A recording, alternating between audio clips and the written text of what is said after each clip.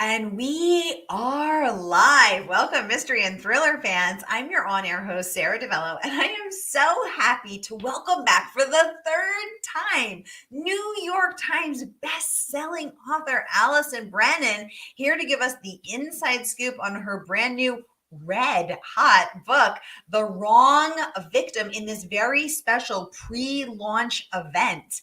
Allison, welcome back to Mystery and Thriller Mavens. Tell us about The Wrong Victim. Well, thank you so much for having me. I love coming here. You know I do. And I will come anytime you want to have me. The Yay! Wrong Victim. I love this book. It is the third book in the Quinn and Costa series. Yeah. I think it stands alone, but it does have series characters, but each book stands alone. And in this one, I came up with an idea and it just popped into my head. I said, well, what if a charter boat explodes and there's people on the boat? Why? What happened? Who was the target? I all of a sudden I just could completely picture the opening scene in my head. And I said, I got to write a story about this because to me, figuring out like who done it, like first of all, who was the target? There are 9 victims. Who was intended to be the target? If they don't know that, how are they going to know how to solve the crime? So it was actually exciting for me to open it up with an explosion. I introduce, and I'm not giving anything away because this is all in the first chapter. I introduce each of the people that board the boat and kind of a little snippet of what's going on in their lives. And then at the end of the chapter, the boat explodes. So that's kind of where we start.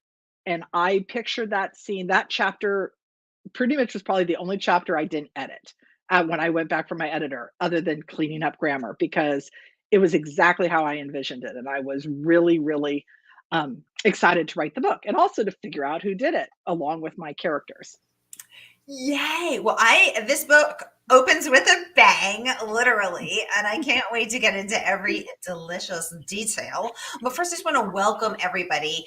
We're streaming to 6 destinations on YouTube and Facebook. So no matter where you're watching from, Mystery and Thriller fam, you're in the right place. This is the right time. You know the drill. This is your chance to ask this incredible author anything you want about her storied career, her series books, her standalones, how she keeps them coming. We've got a lot to talk about, so let's dive right in. Sharon says hi from Minnesota. Sharon, welcome to the conversation. Always a pleasure to see your face pop up. Thank you. Courtney says, hello, darlings. This is so exciting. Courtney, welcome to the conversation. Courtney's an amazing bookstagrammer. She is at Caffeine and Reads on the Instagram.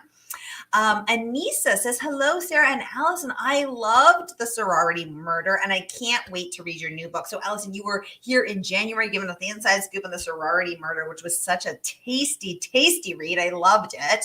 And now you're back giving us the scoop on The Wrong Victim, part of a series. Let's start there. What do you prefer to write, standalones or series, and why? I just really think it all depends on what the story is. So I like my series because when you start writing a series, you're like coming back to old friends. You have, you know who your characters are, you know how they're going to react to different confrontations. And it's kind of putting them, finding challenging stories for them and challenging storylines and plots, and also giving them an opportunity to grow and develop over the course of a series. But it's really like coming back into old friends. One of my favorite series to read is JD Robb's In Death series. And I swear, I go in there, she does 2 a year, and I pick up the book and I like say, okay, Sunday, I usually read a book all at once. I'm a binge reader. So I'll sit down and I'll say, okay, Sunday, I'm going to read this book today, that I cannot wait. When you sit down, oh, I remember them, and I have Rourke, and I have Mavis, and I have Somerset, and I get all these characters. And I just really, really enjoy that. Standalones are fun to write. There are, to me, a little harder because you have to have not only the complete story like you do in a series, but you're creating brand new characters. And you basically have to give them a complete and satisfying story, the characters as well as the plot, in that one book. And there's no chance of a sequel, no chance of the future. So everything is finite, which puts everybody at risk as well. So you never quite know what's going to happen, which is also fun. Yeah, nobody's really that safe in an Allison Brennan book. I mean, you step into those pages, you're taking your life in your hands, literally. So I like how you opened the book, as you said, by introducing each of these characters. Of course, we know something bad's going to happen. So and who knew this was their last boat ride. Courtney says this has to be your best book yet, Allison. Oh, thank Um, you. and she said, who was your favorite character to write or research and why? And she's saying she's Canadian, Courtney. Hi, Canadian Courtney. Hi, Courtney, and thank you. I love this book. I will say in terms of the series character, I love Kara.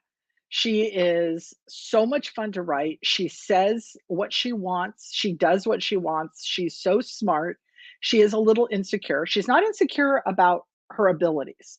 You know, she knows she's a good cop. She knows she can do the job. She's super confident in that regard. But she is a little insecure in her personal life because she does feel like a loner. So having to deal with all these people and trying to develop these relationships, um, it's been hard on her. And considering I'm not a loner, I'm a kind of more of an extrovert, just kind of getting into her head has been a lot of fun. Um, but I will say I did have kind of fun writing about, there's a 3-year-old in the story. Um, and her favorite show is the Paw Patrol. So I had to sit down and watch a couple episodes of it. You know, I'm trying to look, I know about the Paw Patrol, but my kids are a little older, so it wasn't around when, I mean, my kids were watching Blue's Clues and Dora the Explorer and, you know, Rugrats. So I was like, okay, well, what's new today? And so I watched a few episodes. I said, oh, this is so cute. I wouldn't have hated it, you know, if my kids were watching it. So you know, I wanted to get a feeling for it to see why do little kids like it and what do they take out of it. So that was actually kind of fun for me because I have my kids, my youngest is almost 18. So I haven't watched these little kid shows in a long time.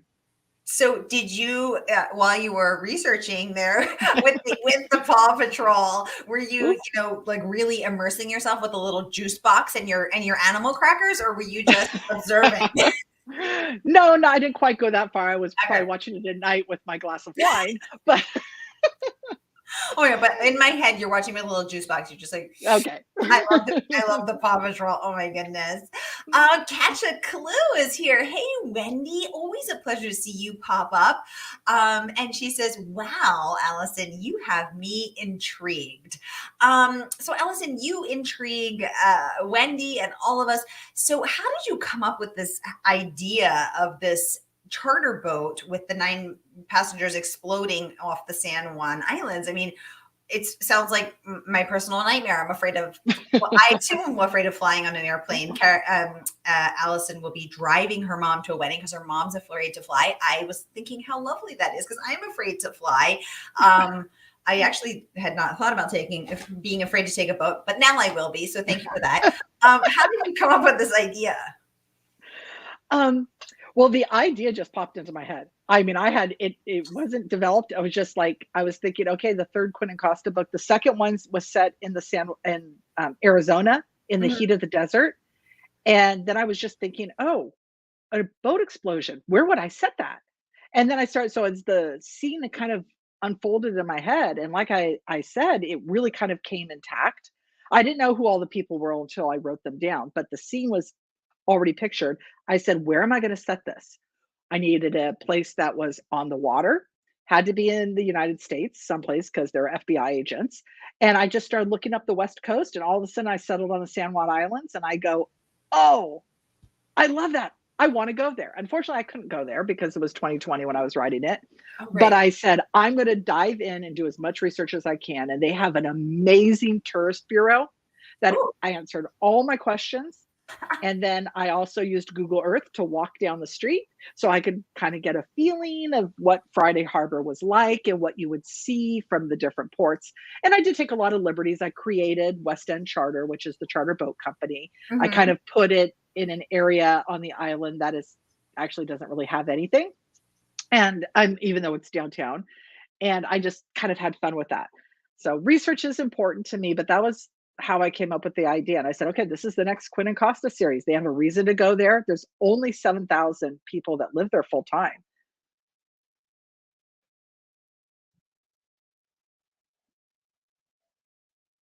And Allison, when you decided to set it there and you were calling the Tourist Bureau, do you think you're on some sort of watch list now?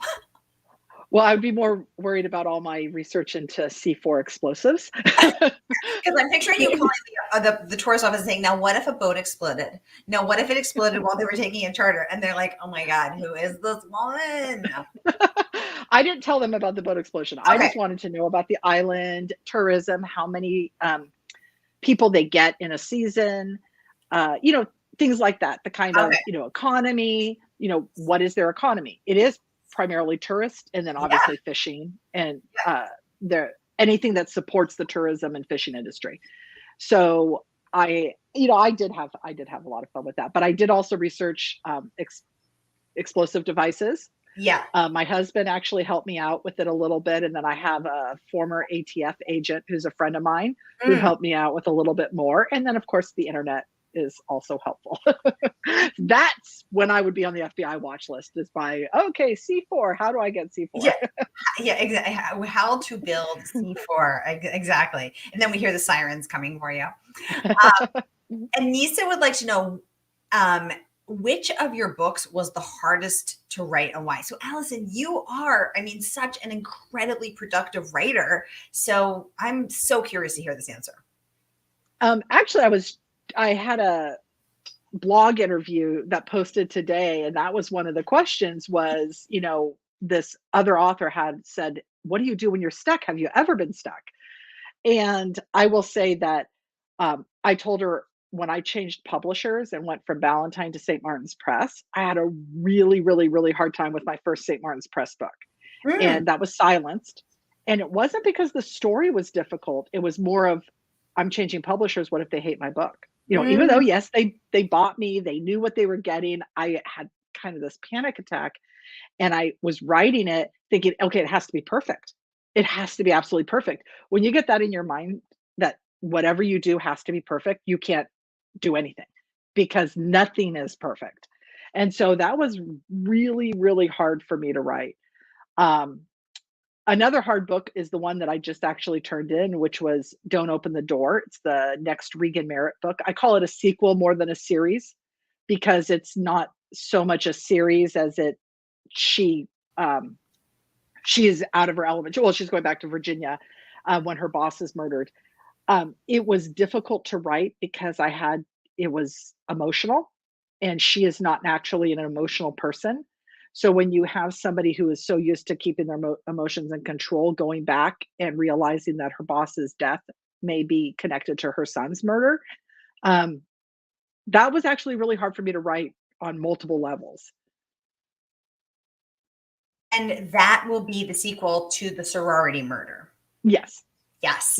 So we met Regan Merritt in the book that you came on and shared with us in January. And so Regan was my favorite. And she's running from a very traumatic incident in her life, which has forced her to move home across the country with her father at the end of her marriage, a very devastating personal loss. So I can't wait to see what comes with Regan Merritt book 2. Now, when's that coming out, Allison? January. Yay. Okay, perfect. Courtney says, this book and series gave me such Criminal Minds TV series vibes, which I love. So I have to ask, will there be another in the series? If so, any hints? There will be more. There's going to be at least 3 more because that's what I'm contracted for. So my 4th book, which doesn't have a title yet, we're still working on getting the perfect title, will come out next spring, basically a year from now. And it is set in the bayou in Louisiana. And anybody who follows true crime will recognize very loosely, I very, very, very loosely based the story on the Jeff Davis 8, which takes place in basically 8 unsolved murders. Very loosely, but I did read a lot about those murders and others. That was really fun because they're in Louisiana in August, which is absolutely miserable in terms of the humidity and the bugs. And I got to incorporate all of that. And then I'll tell you, okay, little teeny hint. It doesn't give anything away. So at the very beginning of the book, Kara is driving down from the airport with Michael, and they're going to visit one of Michael's former military buddies, who is now a detective in this very, very, very small town called St. Augustine, which is a fictional town. And Kara is reading all about the bayou, and she goes, "There are alligators here. Where are the alligators? I don't want to see an alligator." And she is like completely obsessed about alligators. And so she's constantly looking for them, and she doesn't see them anywhere. But at the very end, I get to bring in an alligator. And I had so much fun researching alligators, where they live, what they do. Are they a threat to people? And if so, what, how so? So Yeah. it was really exciting. And then the fifth book, which I'm writing now. So the fourth book is already done. It's already done into my editor. Wow. The fifth book I just started, and it is set in Los Angeles, and it goes back to basically Kara's past, the reason why she was put on leave in the first place. And she goes there to testify against the human trafficker. And I kind of pitched it as sort of like I kind of pitched it as Die Hard meets The Wire, but basically it's about corruption in, you know, corruption in different levels of government. And she goes, and there's an assassination attempt almost in the first chapter. And so she's on the run. So it's good. That one's going to be a very high octane race against time kind of story. Ooh, ooh. Oh my goodness. So Quinn and Costa book number 3 is out tomorrow. Quinn and Costa book number 4, taking place in the bio in August, is out next spring 2023. Already done, already turned into your editor. And Quinn and Costa book number 5 is where Kara is going to be testifying against a human trafficking matter, and that's what you're working on right now. Yep. My God, Allison. Oh my God, my brain is wow. Anissa saying, "Do you sleep?" I'm wondering that too. How do you do this? You've got 5 kids. You put out 2 books a year. I mean, wait, is it 2 books a year or 3? 2, yeah. How do you 2, sometimes 3. how do you do it? Are you one of those super sleepers that only needs like 3 hours of sleep? No. This is my job. It was like, I used to work in the California State Legislature, and I worked 8 hours a day, and I treat writing the same way. So it's my job. I write.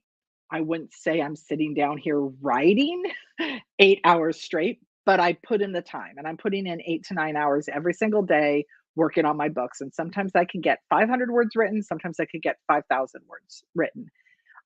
It's really a matter of putting in the time.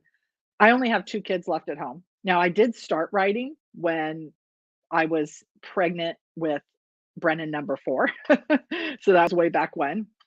And I sold my first book when I was pregnant with Brennan number 5. So I've been doing this, for a long time. So I used to write when they were all in school. And I would write at night after they went to bed, whenever I could get in the time. Now it's my job, and I pretty much from 8 to 5, roughly. Sometimes I cut out a little earlier. Sometimes, I write a little later. Now, sometimes what do you attribute the days that are 5,000 word days versus the days that are 500 word days? Can you attribute it to, did you get your full sleep? Have you had your Wheaties that day? I mean, what do you think the difference is? I have no idea. I do know that when I'm at the beginning of the book, it takes me a lot longer to get a chapter done, because I'm doing a lot of rewriting as I'm going, or I don't like the direction. So I'll like delete everything I wrote the day before. and then I'm like, okay, I got to rewrite this. I don't like this, or I don't like the direction of the story. When I get to about the midpoint of the book, that's when it really takes off. And all I want to do is write that story. Ironically, fellow writers will think this is kind of funny. I do more revisions in the first half of the book with my editor than I do in the second half, that takes me like a fraction of the time to write. I put in all of this time in the first act, all of this time trying to get it as perfect as possible. And that's the act that needs the most work, almost always. Why do you think that is? I think I have no idea, to be honest. You would think I'd be perfect because I spent all this time, but no. It's not. Maybe I spend too much time on it. If I could just like get the story out, maybe it would flow the way it's supposed to. um, Allison, I missed a question here because they're coming in kind of fast. But someone was saying, why did you change publishers, and are you happy with them?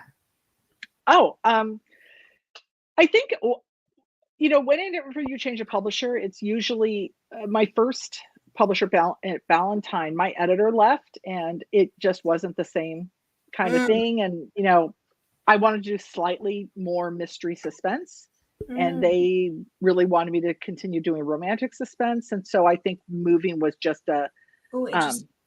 really just a good career move, because I want to focus on something a little different. And I love St. Martin's Press, and my editor there is absolutely amazing at Minotaur. She is one of the best editors on the planet. And then when I moved to Mira, I still have more books coming out from St. Martin's. I have a standalone that's coming out next year. But when I made the move to Mira, it was just kind of, I wanted to write the Quinn and Costa series, and they didn't love it quite as much. They wanted me to do something slightly different, and it was a mutual thing when I said, well, I really don't want to do this anymore. I think I really want to do Quinn and Costa, and in addition, to my Lucy books and everything else. And so it was just kind of a mutual decision. And then Mira just loved the series and picked it up, and I was really, really happy with that. So, because when you write more than 2 books a year, you have to find the right balance, and have a publisher that's willing to put in all that time in the books. Right, right. Yeah, I think a sort of an unknown thing about the publishing industry is how very editor specific the process is. It's not by the house so much. I mean, it is, but it's really by the editor. And because you're such a team with that person, and they really have to love your book and have to be your partner in the process. And I think I don't think I really knew that before. And I think maybe a lot of people don't know that, but it's so true. And so that is, it's really fascinating to think about, and to sort of share that insider secret. Yeah. And Um, I've been blessed with great editors, to be honest. I love my editors, and I honestly, every editor I've had has made my book better than the book I turned in. And I think I don't really consider it so much a collaborative process because it's still my story, but they look at the book and they'll say, oh, I love this, but maybe this scene needs a little bit more. You could cut this, or I really don't understand this. Why did she do that? I don't understand. mm, They ask these questions that make me think, and then help me make the story a better story. And ultimately, that's what our goal is to craft the best story for readers. exactly, exactly. So, Allison, as a career writer, as someone who puts out 2, sometimes 3 books a year, what have you learned along the journey? Do you think you're a better writer now? Why? Oh yeah, I think I am a better writer. I hope my readers think so. I think authors are always trying to make their next book better than the last. And sometimes that could be debilitating because you're thinking, okay, how can I top this? When you're done with the book and you're like Yes. going, oh, Yeah. okay, this is good. This is good. I like this. How am I ever going to do this again? And you kind of have this mental thing that you have to convince yourself, well, I did it once, I can do it again. I did it twice, I can do it again. And so you're just constantly trying to improve your stories. I think one of the biggest lessons I've learned over the years is that it doesn't get easier. It doesn't, but you do get better. And I mean, I still love my first book, and I will always have a soft spot for my first book. But I reread it a few years ago because I just for fun. It was like I think I was like kind of sick. It was like maybe 4 or 5 years ago, and I was just feeling like crappy. And I took my um, some of my old books, and I just sat there and reread them. And I still love them, but I cringed at a few things. I'm going, oh, I wish I'd changed that. Oh, why did I say it like that? But after 42 books, you should be improving, and you should be telling, you know, I won't say better stories because I think all my stories are pretty good, but you always want to challenge yourself. I love that. And also I'm just in awe that you have written 42 books. I mean, what an incredible achievement. And you're not even done yet. You're not slowing down. No, I'm only 50. I'm not going to slow down for a while. 50 is the new 30, There you're you go. just hitting your prime.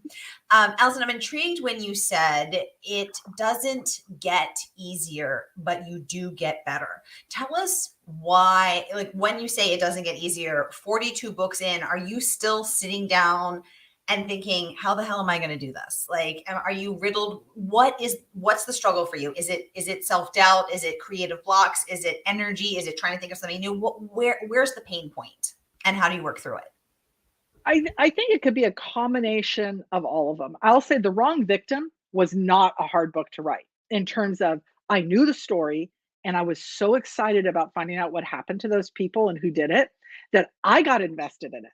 And so it was really a matter, the story just flowed. And I would say that I probably didn't um, edit any scenes out of the story. I did flesh things out, especially at the end, because I kind of dropped a couple threads.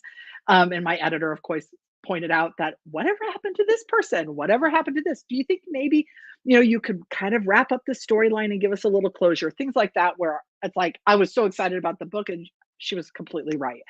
Um, but then when I was writing the sorority murder, the one that came before it, I struggled sometimes because I wasn't sure that I could pull it off.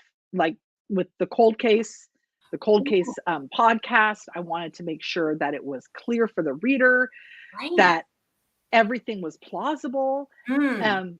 When I'm dealing with a straight up, explosion, I know how to investigate that. But a cold case is a little bit different. So I kind of had to reteach myself some things.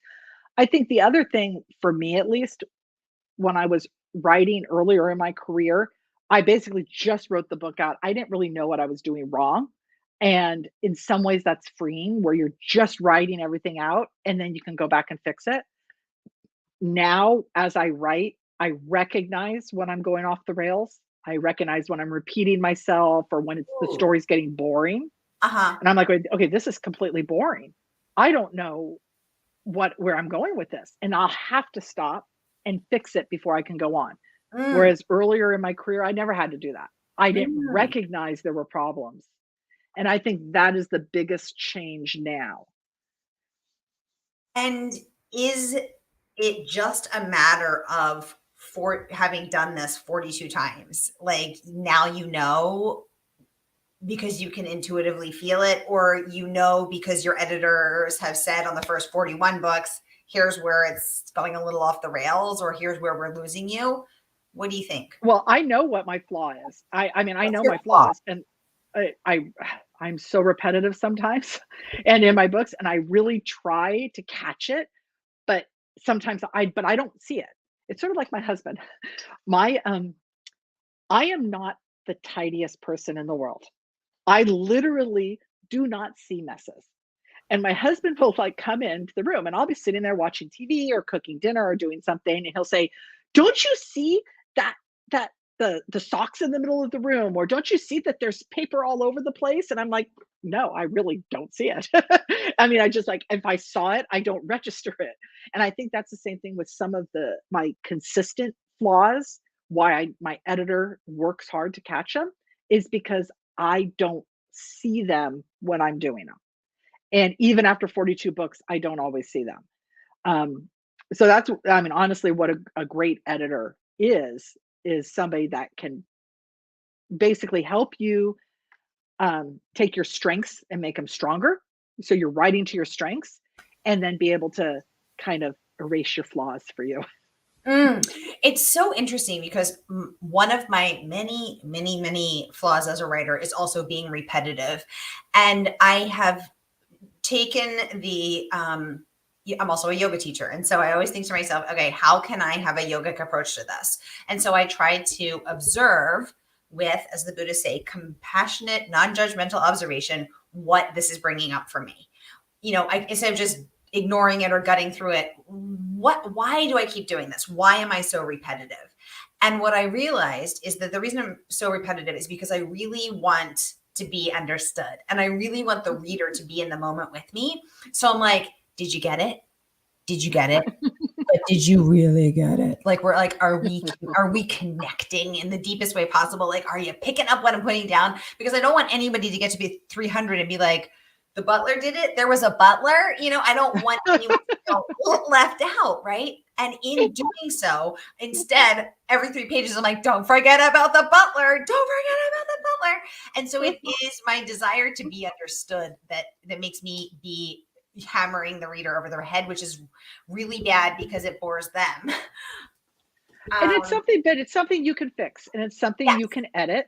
And that's the nice thing about editing. And I do try to go through and in revisions, I will go get rid of a lot of stuff. And then when I get my final page proofs, I'll even trim at that point because I've been away from the book for so long that I can right, because you're working on things up already. You're already on the next one. What exactly. do you think is underlying your repetition? Is it the desire to be understood? Is it something else? I never really psychoanalyzed me.